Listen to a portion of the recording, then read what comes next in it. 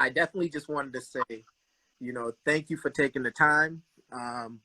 Really excited for this conversation. The people from my team really excited. Really, really good energy. Really learn a lot about, like, number one, just about you, your poetry, kind of what you're doing with your nonprofit, what you're doing in the community, and then, be able to provide a platform where people can ask questions, just feel that energy that you give off. Really, like, one of the things that I'll tell you just personally, and I watched some of the videos, I read your poetry. Like, the more you learn, the more of a fan you become. Right. Aw, thank you. Yeah, no problem at all. So, and the biggest thing that I would say is, like, a takeaway is, like, just good energy. Aw, thanks. Thank you. Yeah, the aura, the energy is just, like, really, really solid. So kind of with that said, I just wanted to kind of open up the platform to you, introduce yourself. If anybody has any questions along the way, definitely post it. And hopefully, we'll have an organic, lovely conversation. And then, we'll save it for the archives, for the history. So, your work hopefully get blasted out to as many people as you back with as well. Yes. Okay. So my name is Brie. Titles are interesting for me because really when you ask my title, I just wanted to tell your team that I'm a fairy, because that's what I feel like. That's just the energy that I exude. That's what I connect to, because outside of, like, accolades and all of that, it's important to me. As it notes, I do energy work to uplift the collective, right? So that's what a lot of my work does, my art does, whether that's me singing or poetry or whatever it is, whatever I decide to share, it's really to uplift the collective. And honestly, it's like the Me Too movement without the white feminism. Like, it's for people, and that's really it. I do recently launched a nonprofit the top of the year, and then the coronavirus happened, and it was just like, ooh, okay, what's going on? But it's called Operation Superwomen, and the whole goal and objective is to provide women who are in need with wellness packages. So anything that a woman would need, especially during her time of the month, that's essentially what I want to provide these women, just ensuring that it's health conscious, because you can give anybody anything, but what you're giving them matters. And that's why I love your brand. Okay. It targets the health because that's important. And then I started doing meditation, because, like, it's crazy as hell right now, and people just need to be able to relax. And yeah, I know that my energy is soft. I know that it's inviting. So why not harness that and use that to uplift the people? And that's really why I'm here, So. And I guess on the meditation side, was that something that you've always done kind of all the way along? Like, has your energy kind of always been consistent, and then translate that to kind of share that with other people? Or, like, what's that connection? Like, what's that journey been like for you? So meditating personally in my personal life, at one point in my life, I didn't have time for anything. But then when I left the 9-to-5 world, I had more time to myself, because a bitch was unemployed. Like, so, like, you have time. And then my dad brought it to my attention. He's like, do you meditate? And I looked at him like, dude. And then I was just like, this actually really helps with anxiety. When I'm having anxiety, I have a couple of coping mechanisms and vices, and I'm like, oh, those are really healthy. Yeah. So once I started to dive into meditation, sometimes they're guided, and sometimes I don't want to hear shit. I don't want to hear nobody talking. I just want to hear sound. I'll just, like, breathe, because that's meditation too. Just focusing on breath, like your existence, settling into that. I think sometimes people think that your mind has to be quiet, and that's not the case for me. I'm just observing my thoughts, like looking at them like I'm reading a book, and that's how I meditate, like observing them and feeling them. Because when people say, oh yeah, you have to quiet your mind, I'm like, what is that? Like, do people actually quiet their mind? Like, I can't get this thing to shut up. you Like, know? do you So yeah, that's what I do when I meditate. personal power? Do you think that's like a personal power? Like a lot of people will have like difficulty kind of like compartmentalizing or trying to find their own space of kind of like calm, or are you just saying you need the calm? You can just kind of like or meditate for everybody. I feel like everything can be adjusted. Like it's not always a one size fits all. Mm-hmm, So mm-hmm. like I can give you what I do, but that won't necessarily work for you because we're all different people, you know? So it's really knowing what works for me. And then it's like, oh my God, like this works. And like kind of trying different things. Like, okay, I don't like that. I don't like sitting and doing that. Like sometimes I'm not even like sitting on a fucking yoga mat and doing it. Sometimes I'm just laying in my bed. Like I'm a sleepy girl. I'm just like chilling. You know, it doesn't have to be such a formal, uptight, like release the discipline, like release it. Like, no, that's the point of meditation, to relax. If you're applying the pressure, you're defeating the purpose, you know? So I wouldn't say it's like personal power or anything that I have that's whatever. It's really trying to relax and figuring out what works for Got it. me. And So that's really a suggestion. so let me ask you one question. Like one of the things you talked about was kind of like the transition from like corporate to kind of like going out on your own and branching out. You know, there's Yeah. a lot of people out there that kind of like that's really scary for them, right? Like what kind of advice would you provide about like that transition and kind of like just that, I guess, like structured to maybe non-structured change, and how you were able to kind of like what really helped you through that journey? Let's see. I've always been the type of person that did what felt right. Right. So I left the banking world, which I was really good at because I'm great with people. Yeah. But I was like, oh, this is not what I want to do. And I went and was a receptionist. And I'm like, yo, this shit is boring. And what am I doing with my life? Yeah. No, Like, I get it. really the thing, I'm like, yo, I don't want to do this shit. Like, I don't want to come here. Like, and I know when I need to quit a job because I got an attitude. I don't want to talk to nobody. I literally turned to my coworker like, listen, I'm having a day. And like, I just don't want you to talk to me straight like that. Like straight like that. Like, don't. And I'm like, okay, spirit, like Brie, you gotta leave or else shit's about to get real hectic. So I mean, my advice would be to like honor your feelings. Like money, let me tell you, I left my last job without a plan B, with barely a savings account. I wouldn't suggest that. Because I think also what happens is people bite off more than they can chew. And that wasn't the case with me. I knew, like, I was thanking God that I'm like, I don't need all this luxury shit.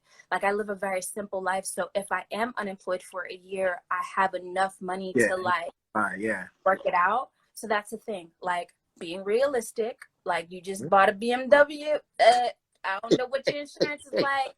You know, ooh, you might want to like have a backup plan, like at least a savings account to back you up. But really honor your feelings. Like, a job is a job. They will replace you. So how about you replace them? You know? And that's really it. Like, following your heart is really what I did. I was like, fuck this. I left professionally though. I gave him my 2 weeks. I didn't even, on the last day, I swear, I was so tempted to like not do shit. I'm like, fuck y'all. I'm out. Actually, I might not even come in today because my coworker had like requested off. I'm like, all right, bitch. Okay. But you know, I was like, good, leaving with a good, like, clean slate. Like, they can't say that I didn't do anything or I left anything. Nah. Yeah.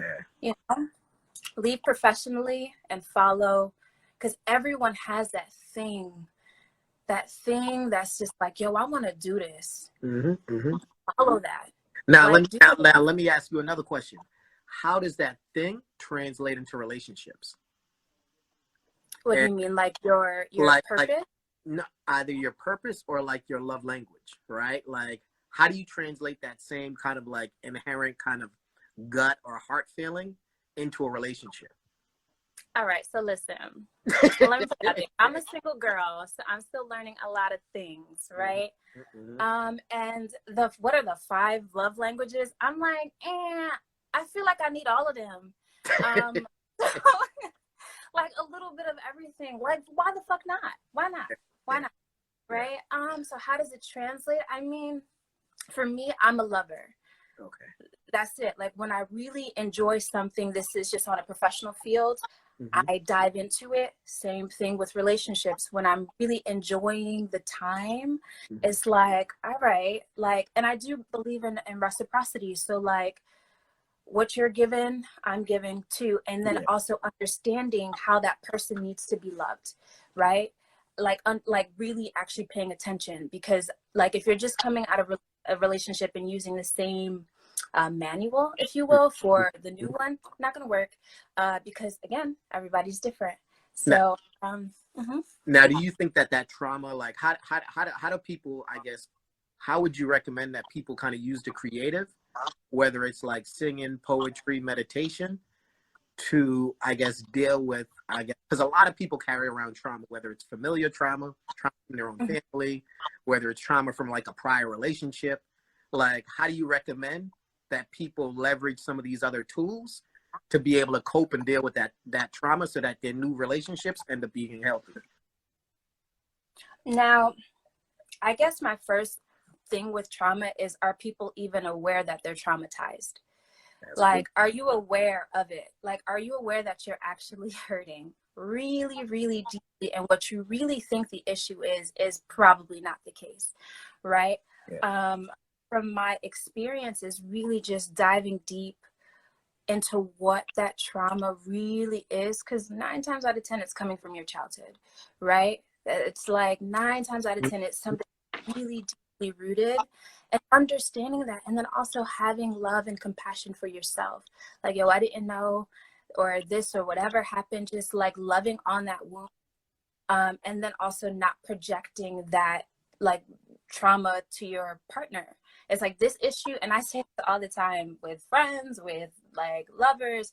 Ooh, this issue has nothing to do with you. I'm sorry that I made you feel like it was you that was the problem, when it's me.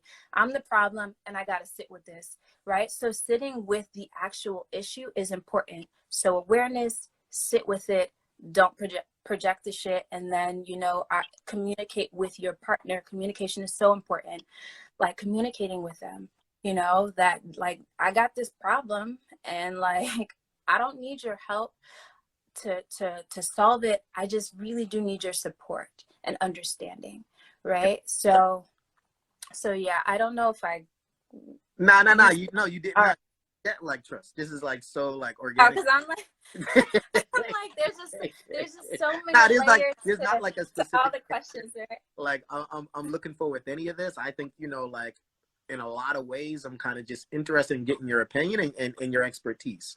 And then one other aspect is, anybody that's on the live, if you have any questions, please like forget to ask. You know, we want to make this interactive. Yeah, ask your question. I know I see some faces. Y'all got questions. I know you do. It's okay. Like, hold on.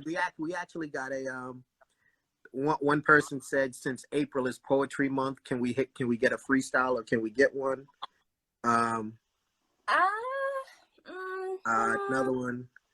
Another question. Yeah. Another one was about like during adolescence. What's the rest of the question? I don't know. Maybe they can repeat it. Hold on. Let me. Yeah, repeat, whoever that was. Adolescence. We can talk about it. Poetry. Don't know.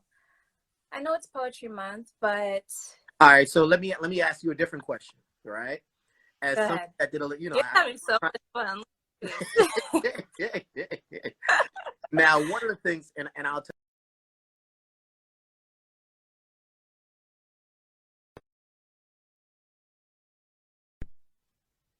Oh, yeah. The screen froze. I can hear you, but okay, I'm good. Yes, sorry. Okay. One of the things that I recognized was, at one point you had like longer hair, and then you kind of cut it off, right? And one of the things that people always say, right, is, you know, anytime kind of cuts off all their hair, there's like some level of spiritual or energy, or kind of emotionally based journey that they're going through, right? So look at I'm your trying eyes. to think. No, I'm trying to think of like what the feeling was, because first of all, I'm probably gonna be bald for a long time, like bald. No, I But like. the journey with that was, to keep it simple, was that I was ready. I've always wanted to cut my hair, and I literally, all my previous partners told me not to, and I was just like, it's just hair, like why? And then also there's a little bit of fear because there's a lot of weight that's attached with hair.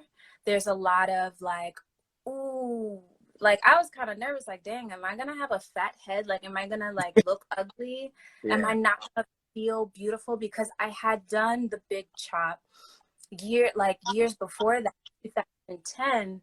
And it was awkward. It was like so weird because it wasn't completely short. It was like at that awkward, like little afro Yeah. stage. And Yeah. I was like, and at the time I didn't wear earrings. So I just didn't know how to heighten my femininity. I just didn't feel feminine. It was so difficult. It was difficult. So I was a little apprehensive, but then I was just like, yo, it's a new year. I feel fucking amazing. I'm cutting my hair off. What I did do, I didn't tell anyone, but I warned my family, because I live in a home of like 7 other individuals. My family is large, right? So I warned my parents, because we're Haitian, and Haitians do not play with hair. Woo! They don't play with hair. So I was like, listen, I'm cutting my hair. Don't be afraid. Nothing's wrong. But that's what I'm gonna do, because I want to do it. And giving yourself permission to do whatever the fuck you want to do is important. And also not really having to have an explanation. Like, even if I said because I felt like it, that's a complete sentence. Like, because I felt like it. But it does tap into the journey that I like started to engulf and like blossom into. Because I felt so, I don't know, like so much more powerful, like so much more connected spiritually to myself. Like the release was just so like transformative, so important. I do recommend every woman experience it, but if you don't, it's okay. But it was very empowering for me, and it's going to stay for a while. Oh, that's now questions that we did have. So one of the people from our team, Edwin, he's also Haitian. So he was really big on like he's Haitian. He's from Queens. Nice. And one of the questions that he had was when you were like coming kind of in contact with kind of like your journey, whether it be like the connection between like church, kind of cultural background, that's like what was their experience and how were they responding to it? Were they receptive to kind of like allowing you to kind of maneuver through that journey, or were they a lot more conservative and kind of like? All right. This question is good because my background, not only am I Haitian, but I grew up in a very Christian environment, like Pentecostal. Like I was almost in church almost 7 days a week. Like it was a part of my life for almost like 18 years, right? And then I went to college, and I got a girlfriend, and that was like the beginning of the war.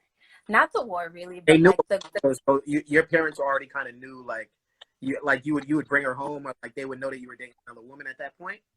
All right. No.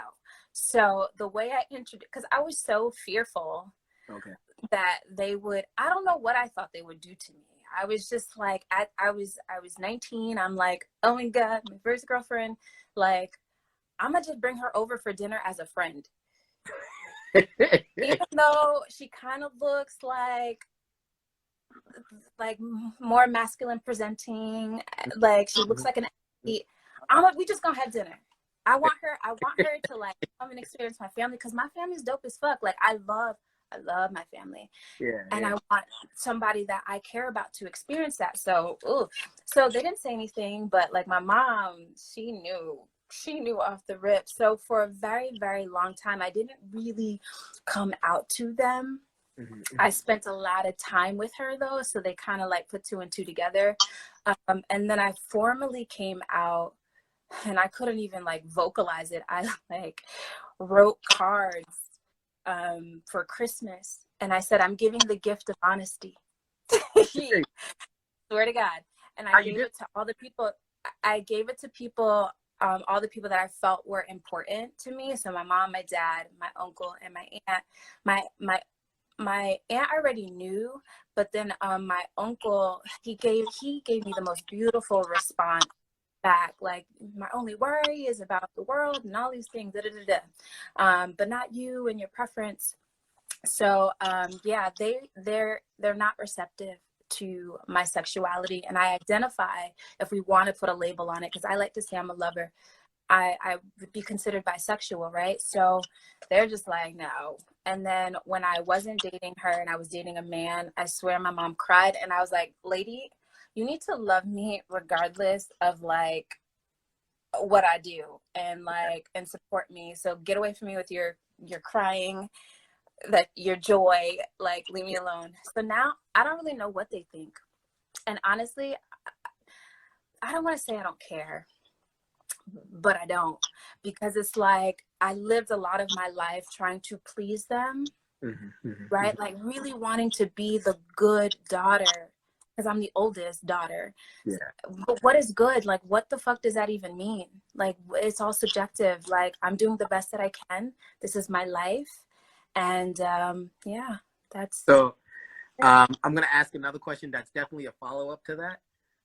But before then, if anybody has any questions, make sure to post them, and everybody on here, make sure to follow Miss Brie at Bronze Cigar. We're going to have a really interesting conversation. Master and expert at energy and sensuality. And we're just really appreciative of this opportunity. So with that said, what about the role of the church and family and then in sex and relationships, right? Like, where do you think that be drawn? So, okay, so I don't go to church anymore. So like, I don't identify with religion or Christianity, like, and it's been years, I'm gonna be honest. So there is really no line. Like, when I think about my experience being in church, and like, I love my community that I come from, because I still am connected to a lot of the people that are still there. But there's just, they don't really go into depth about relationships unless you're about to get married. And that was the experience. That's what I saw, right? And I think it's unfair, because, and this is going kind of coinciding with the question that you guys posed, like, should sex ed be mentioned in church? Like, all of these things, we're naturally curious beings, right? So like, for you to kind of leave out a whole sector of life is really unfair, especially in an environment where people feel safe, right?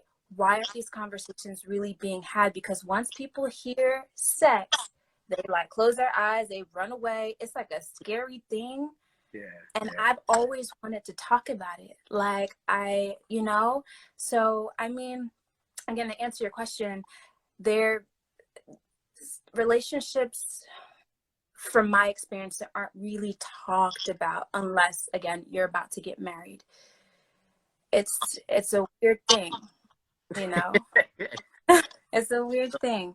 So hold on, we got a couple of quick questions. Okay, go ahead. One of them is right here. I just posted this. Like, what is a great way to reset your? That's a good question. So, reset yourself. I'm guessing that's the question. Reset your personal energy, not just your space. I mean, for me, I spend time just releasing, right? And that question is like, what do you mean reset? Like, where are you coming from events? Like, just in general, like when you feel negative, taking time to kind of ground yourself and feel your feelings. Like, what are you feeling? Also, what feeling belongs to you? Because I think sometimes you'll take on too much, and some of it isn't even yours, right? So acknowledging what's yours, and then what is fact and what is feeling, right? And then grounding yourself. that's a really tricky question because it depends on your practice, right? You can do it through meditation. You can do it through dance. For me, it's a lot of release that I have to do. With the work that I do, I'm absorbing a lot. I'm feeling a lot. You got to release some of it or it's going to like burn you out. So that release can be anything. It could be you going on a walk. It could be you exercising. You know, energy can be transferred anyway. You journaling, you know, whatever works for you. So there's no great way. The best way is what works for you. Got right? it. Got it. Hold on. We got a couple more questions. All right. Here goes another one. Kind of following up on. Me being Korean, how do I think it impacted my sensuality?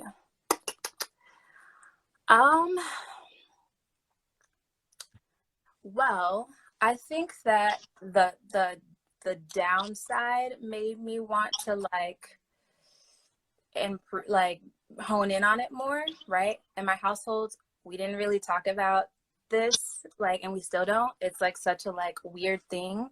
But So, let's very taboo, very like it's almost well, okay. If you know my dad is very vocal, but it's just like it's like an uncomfortable vocal, like duh, ooh, you know. But let's be clear on what sensuality is, though, right? Sensuality is your pleasures. So, I mean, if we're speaking from a sexual standpoint, I was always curious about pleasure, right? I always wanted to know. Started masturbating at a young age, and well, not a super young age, at the age of puberty, when things are changing, right? And I was just like, shit, this feels great. I don't know. I'm sure if my mom walked in on this will like give her a heart attack, but like, I think that I've always been a rebel in that sense. So it's like, yeah, I'm Haitian, and like, there's rules to all of it, but like, I wanted to know what made me feel good and explore that feeling. Like, once I found that out, I was just like, oh, hell no, you know? So let me like now let me kind of follow that up, right? Yeah. Interesting things, right? Like, you know, I kind of grew up kind of like an all black area, but or just as a general man, right? The idea was always like the girl who's kind of like most locked up ends up being the one to go to watch once it's freed up, right? Because like I've heard that.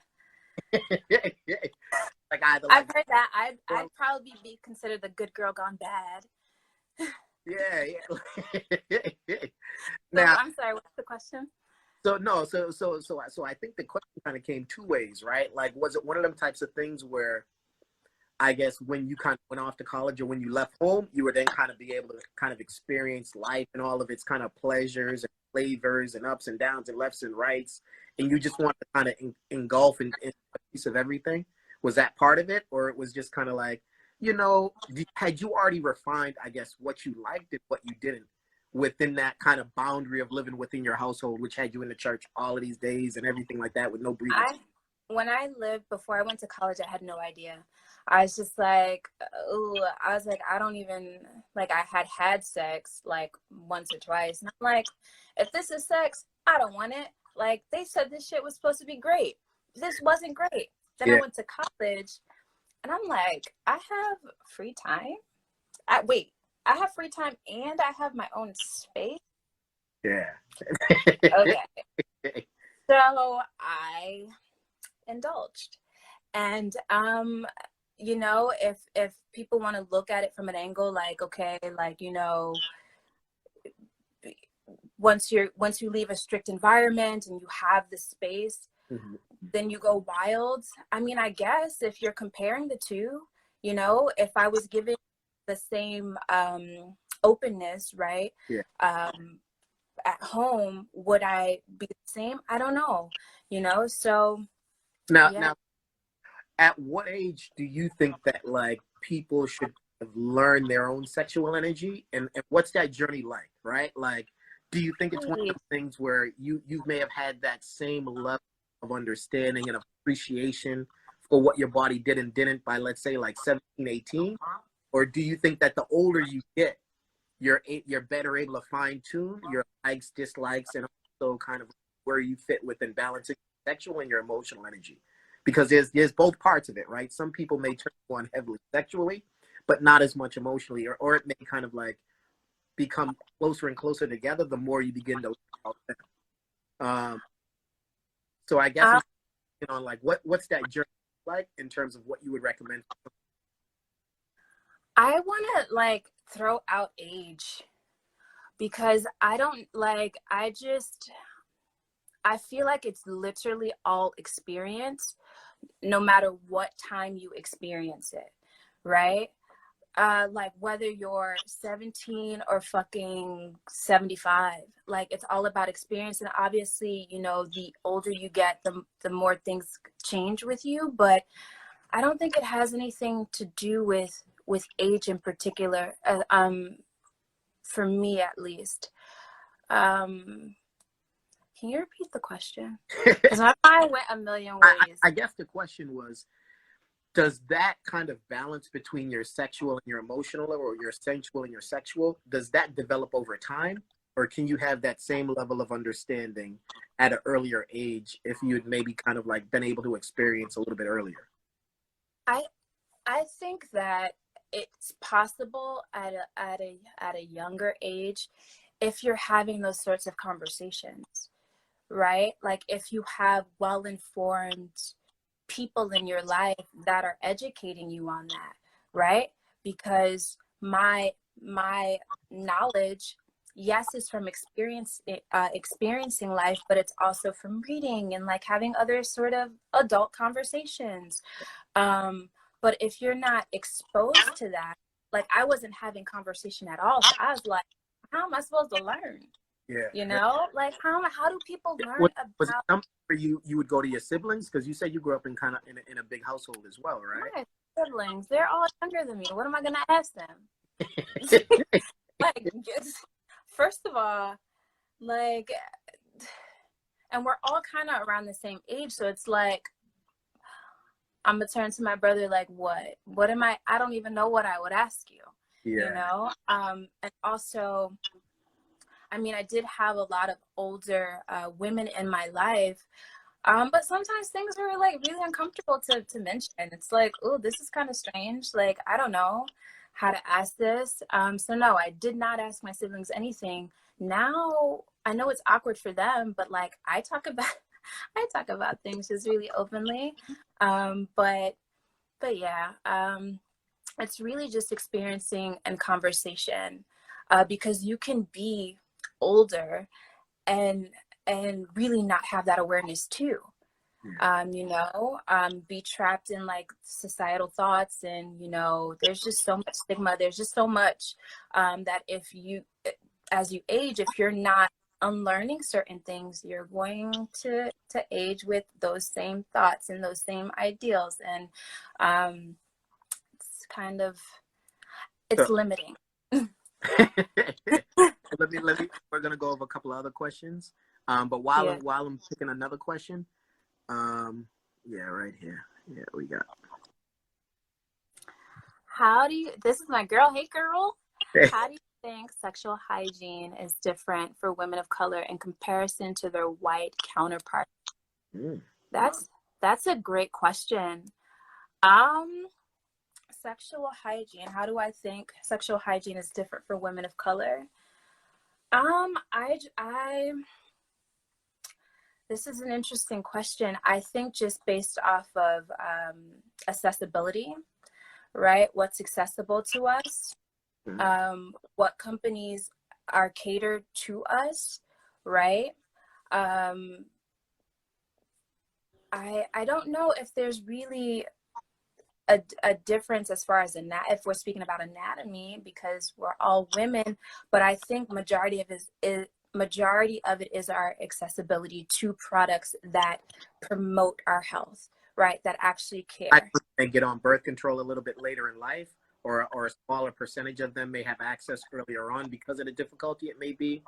What was any other question? Sorry. Oh no, I was asking. I was like, do you think that maybe less Black women may have access to birth control earlier on in life because of kind of like a really conservative household and them not being able to open discussion around sex and birth control at an earlier age. Oh, absolutely. Absolutely. Oh my God. You can't mention you're having sex.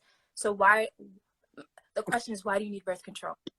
Like, why do you need condoms? Why do you need to go to the, I remember when I asked my mom to go to the OBGYN, she's like, why do you want to go to the OBGYN? I'm like, like, on to you? Like, Yeah. it's an awkward conversation. So yeah, now they have facilities that cater to minorities, especially in urban communities, but the conversation is still difficult. Like, and I didn't grow up in a household that was abusive. I couldn't imagine, like, if I brought up a conversation to my mom and she wanted to, like, slap me, you know? Yeah, that's intimidating. So again, this is why a lot of women get into situations where it's risky. It's like, it's very secretive, you know, and they're at more of a risk with certain things, you know? Yeah. So while yeah. I put the next question, the question was, why did you pick period products or products that kind of like specifically help out women during that time of month, as opposed to with different types of products?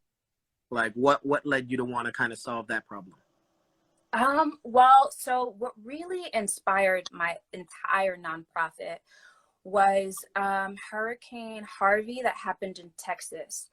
I was watching something, and I had this moment because the water was like up here, and I'm like, oh my gosh, like, what if you're on your period? Like, what if you have a pad on? Like, what is that? Like, you're walking through infected water, like your pad is absorbing everything. Oh my God, how do I get stuff to them? Right? Mm-hmm. So that was one thing, and that didn't end up happening, but it kind of birthed the whole idea. And then ironically enough, around the same time, I stumbled on a documentary that was discussing homeless women and their menstrual cycle. And I was just like, oh, heck, imagine having to use an old t-shirt as your pad. Like, that's insane.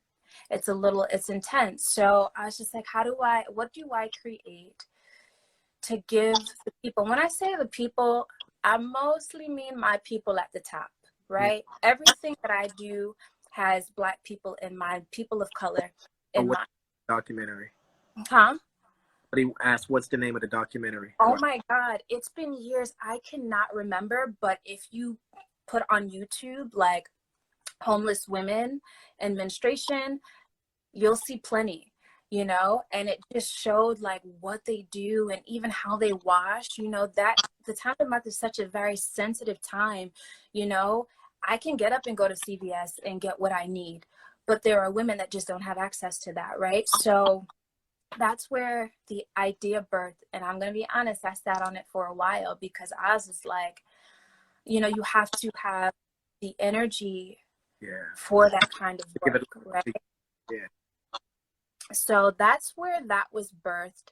And it's not just pads that are in these wellness packages. It's soap, it's all natural deodorants, it's, you know, socks, because homeless people, they'll need socks, you know, washcloths, things like that, chapstick, you know, common items are included. And, so, yeah. And what was that journey kind of like, being able to give that? Is it something like, if somebody's out there and they're like, oh wow, you know, I'd love to either one, support, or like, I love what you're doing. Like, what was kind of like taking it from an idea and a feeling to like an actual like so I meditated on it a lot, and I had a lot of high moments with the idea, like, how do I want to present this? How do I want to give it to the people? And then a little bit of research, right? Or maybe a lot of research on how to, like, I think what's very important is not just putting out an idea, but like legalizing it. There's a lot of logistics that you want to ensure, like, that you hone in on with it. So that's like, okay, how do I YouTubed everything almost. Like, and I'm just like, I was like, everything I touch turns to gold. So we about to do this. And I and I like literally the documents that I had to send. I'm like, I don't know if this is gonna work, but like I don't got like I don't have money to do this. Like, how do I do this by myself? You know? And it's still a work in progress because I'm like 4 months in, like 4 months new. And then the coronavirus is like kind of like halting a lot of activity because you need to come in contact with people, you know? So yeah, like hone in on the dream and write it out. Get as detailed as you need to be, like the specifics. How do you want people to receive whatever the business is, whatever it is, you know, and just be clear on your intention with it, right? Like I know that there is a need, and I know that my spirit is also a need, you know? So how do we fuse the two and make it beautiful, right? And then do your research. YouTube. What made you want to put Black people first with that? Because I'm Black. What do you mean? Now, because course, I'm Black. But you know, a lot of people kind of think like, you know, like that, like you don't want to be too focused. You don't want to seem like you're sorry.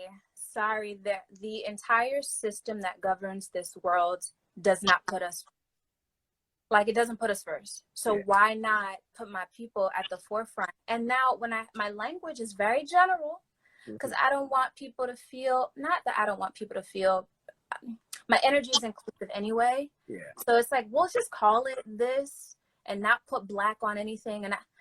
But my people are always at the forefront of my ideas. Like, what? Are you kidding? Like, yeah, okay, call it Black power, whatever. But before you see me as a woman, before you see me as queer, spiritual, you see me as Black. Black comes before all of that, you know? So please, yeah. Yeah. No, trust, like, you know, with us and like B Condoms, with my team and I, that was during the early days. It was one of the big battles that we had, because, like, you know, a lot of people want to kind of general, almost like what a lot of people are trained to be, but it didn't make any sense, because when you look at like who your early adopters are, who's actually supporting you, who actually wants to see you do, and who are you really trying to uplift, it's your people anyway. And I think that we do our community a disservice when we don't place ourselves at the forefront, because that's what every other community is doing. So it's like, acknowledge that. Let's actually do it with pride. Like, you don't got to be scared to say, no, I target Black people because I want to move our community ahead. Like, period. Hell yeah. They don't give a fuck about us. And even the people that are giving us products saying like, oh, this is for Black people, we like, it's just because we are consumers. Of course they're going to target our people. Like, let's just put a Black stamp on this and say that this is for Black people, but we just want their dollar. We don't give a fuck if this product works. We don't care if it benefits them. We don't care if it has their health in mind. Like, we're just going to target them. And I'm tired of that. Like, when Black people dive into industries and touch it, like, it's so different. Because I know that everything was thought about. You know what I mean? Yeah. So fuck what they doing. We support so I just want to, you know, we got 13 minutes kind of remaining on this before it kind of, but definitely wanted to get in a couple of more questions. Yes. Yeah, here goes one. All right. What do you think about reusable menstrual cups, and would you be interested in collaborating with Eco something? I don't know the rest of the question, but I can answer the beginning. To provide them. Let's just look for women of color, maybe, with eco. What was the ending? I'm sorry. Eco-friendly brands that provide them. So, like, I guess the question was, like, what do you think about the reusable menstrual cups, and would you be interested in collaborating with other brands that provide eco-friendly, maybe for women of color? So I currently actually I use two products. I use a reusable menstrual cup, the Ziva cup, and I most recently use a Black-owned company called Jewel, called Got It Today, actually, and they sell a product called Jewel. It's menstrual pads. So yes, I would love to collaborate. I think that reusable menstrual cups are great for travel. However, the brand that I use now, and I wasn't really a pad user, but it's beautiful. Like the absorbency is amazing, that I have not wanted to put on the reusable menstrual cup because it's just it's thinner, it's better. You don't use as many pads as the typical brands. But if this collaboration is speaking about getting it to women, I'm all for collaborating to get products out to women at, however, so. Somebody time out. What kind of cup? I used, the brand that I use is called the Diva Cup. You can find it literally now anywhere. So Walmart has it. I had one and I put it away. I could show you, but I put everything away.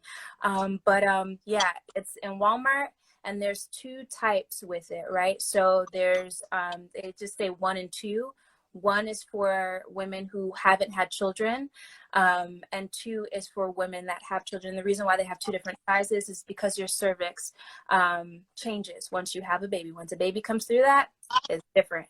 So they have 2 different sizes. So yeah, look into it, especially if you're very active. I know the person who asks, Alexis, she's a nurse, and we love you.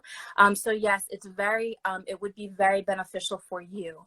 My only issue with it is, for me, the first 2 days, I leak a little bit. So, and this is why I resorted to the pads, which you can actually find on my Instagram page, and they're amazing. Hold on. What's that? Body stretchers? Baby's body stretchers. Yes, I agree. There. So hold on. If anybody has any questions, I want to make sure to kind of get to them. They can definitely post. And I'm open to knowing Black-owned brands. I see the Black-owned brand, the Honey Pot. Yes, I just I'm like weird with like product. Like, it's like sometimes I don't know, and like once you buy something, it's like, oh, I already got it. Like, what am I researching? So yes, I look into that. As Black-owned things, again, I'm all for it. Supporting the Black dollar. No, 1,000%. That's all we're about. I have another question before we close up. It kind of goes back into energy and different people's energy as kind of like relationships, right? Do you think that if the energy is off initially, that's something that 2 people kind of adjust their own energy to kind of become closer, or kind of one of them types of things where kind of energy is set within somebody's experience? From my experience, why compromise yourself, right? Like, adjust my energy how? To compensate, to, you know what I'm saying? Like, if the energy is off from the rip, you feel it. It's like a major red flag. It's like, this is not meshing well. It's like trying to force a puzzle piece in a puzzle that it doesn't belong to, right? Why force it? Because there's someone out there whose energy intertwines with you. Yeah, you like the person. Yeah, like the sex is probably great. But if you don't gel, why? Like, why would you even want to do yourself that disservice? There is a couple billion people on this planet. I'm sure you could find one that'll like match your energy. Never compromise. I'm not turning nothing off. You can't handle it. It don't work. Sorry, baby. And maybe, and also giving people space to evolve, right? Because things can change. So maybe if you're open to trying again later, I don't know, but never, I wouldn't suggest compromising or adjusting your energy. I don't even know what that means. Like, get out my face. Like, adjusting shit. All right. It looks like we got like time for maybe 1 or 2 other questions. So one of the questions was, what are your thoughts on drug use and spirituality? Drug use? What you mean drug? Like cocaine? Because I ain't never done that. Hold on. I don't know. Either. If they're talking drug use and spirituality, what are your thoughts? Drug use and spirituality. Connection between like drug use and your own spirituality. Like, some people may get high and kind of like just vibe on out and they listen to it. I mean, for me, the only thing that I've done is CBD and weed. Yeah. So I can't speak on everything else. And a lot of people don't use it as a tool. They use it as a coping mechanism. I think that's the difference. If you're using it to run from your feelings and to numb yourself and to quiet your brain, don't really know. With me, when I feel in tuned and when I feel like I want to get high, I'm listening to all types of things that the universe has going on. Using it as a tool is beautiful. Oh my God, I recommend it. I recommend it. I recommend it. But if you're using it to run, it defeats its purpose for me. So yeah, I don't know about the other drugs. I want to be clear on that. I've never done anything else. Even though sometimes I might come off like I'm a little off, I don't do other drugs. So those are the only two things. But I'm sure psychedelics could also assist, like shrooms. I've heard. All right, now I'm gonna ask maybe one final question, only because like time's running out or whatever. Yes, this is good.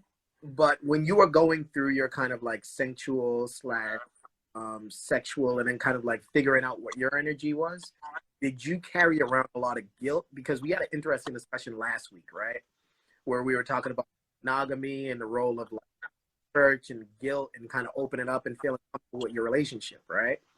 And one of the things was we were talking about people like feeling guilt when they're experiencing like almost like guilty for having that pleasure, right? Is that something, or like guilty that you're engaging in things that you may have trained and kind of like conditioned that you shouldn't be enjoying at that point because of the role of church? I think that as well. I think that I experienced, I had to like release myself of shame, right? Because I started to have sex at a younger age, well, what they would consider a younger age, there was a lot of shame and I couldn't talk like, oh my God, I lost my virginity. Who do I talk to about this? And you go to church and they're like, you should be a virgin, like God will punish you. And I'm like, and then also being queer, it's like, God will punish you again. So I'm just like, oh my God. Like I remember praying and crying like, oh my God, like what the fuck? Like, I'm just going to go to hell. Like, I'm going to go to hell. And like, I don't even know, like, you know, there's a lot of shame. I don't think I've ever felt guilt with feeling good. Cause like, I'm not thinking about church when I'm having sex. I'm not thinking about nothing but where I'm at. So, but there was a lot of shame, like the after was a lot of shame until I was like, listen, I need to release this or else I'm just limiting my experiences because of beliefs that I don't even feel, like I don't even resonate with, right? So that's why I've kind of disregarded religion. Love it, respect it. I still love people that come from religious backgrounds, but I don't care for it because there is a lot of shame that comes from it. And I'm not with that. I'm with the liberation. On that note, Instagram's getting ready to cut us off. They have 1 hour. But Brie, I just want to say thank you so much for kind of like sharing your time, sharing your energy, sharing your experiences with us on Platinum Talk. I'll definitely reconnect with you after, get you out some products, and maybe we can talk about some more things after. And anybody before it cuts us off that doesn't know, like, make sure to follow Brie at Braun Cigar. I got a pin right here at the bottom or whatever in the pin. Make sure you follow her on Instagram, and just want to thank you so much.